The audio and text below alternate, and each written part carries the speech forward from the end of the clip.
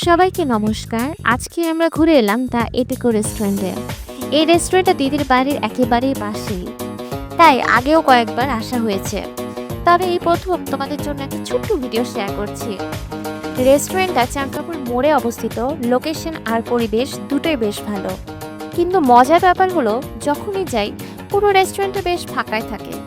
মনে হয় পুরান ঢাকায় সবাই বিরিয়ানি, কাচ্চি আর তেহারিতেই বেশি ব্যস্ত, তাই হয়তো এখানে সবসময় আরাম করে বসে খাওয়ার সুযোগ পাওয়া যায়।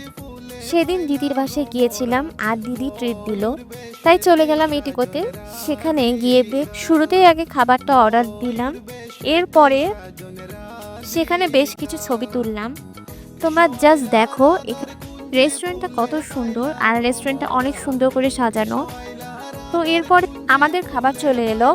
আমরা অর্ডার করেছিলাম চিকেন সিজলিং আর একটা রাইস প্ল্যাটার, যেখানে ছিল fried rice, chicken fry, Chinese vegetable আর সালাদ। খাবারটা সত্যিই ভীষণ মজা ছিল, বিশেষ করে চিকেন সিজলিং, যেটা আমার ভীষণ প্রিয়। সেদিন মনে হয় চিকেন সিজলিং রান্নাটা আরও বেশি ভালো হয়েছিল। যারা পুরান ঢাকায় থাকেন আর বিরিয়ানির বাইরে যদি কখনো চাইনিজ খেতে মন চায়, তাহলে এই রেস্টুরেন্টটা একবার হলেও ভিজিট করতে পারেন। আমার মনে হয় আপনাদের সবার ভালোই লাগবে। আমি তো খাবারগুলো খুব মজা করে উপভোগ করছিলাম, আর সময়টা দারুণ কেটেছে। তবে আমার নিসর্গ বাচ্চাটা সেদিন অনেক বেশি অসুস্থ ছিল, তাই সে কিছুই খেতে পারেনি। ওর জন্য মনটা ভীষণ খারাপ লাগতেছিল। তো সব মিলিয়ে দিদির সাথে গল্প করতেছিলাম আর খাবারটা এনজয় করতেছিলাম। এখানে পুরো সিজলিংটা প্রায় আমি একাই খেয়ে ফেলেছি। সিজলিংটা আমার এত বেশি ভালো লেগেছে। সিজলিংটা আমার বরাবরই ভীষণ প্রিয়।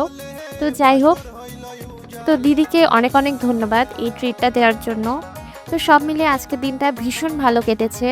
তো আজকে আমি এই ভিডিওটা এখানেই শেষ করছি। তো সবাই ভালো থাকবেন, সুস্থ থাকবেন আর আমাদের জন্য আশীর্বাদ করবেন। Tata, by.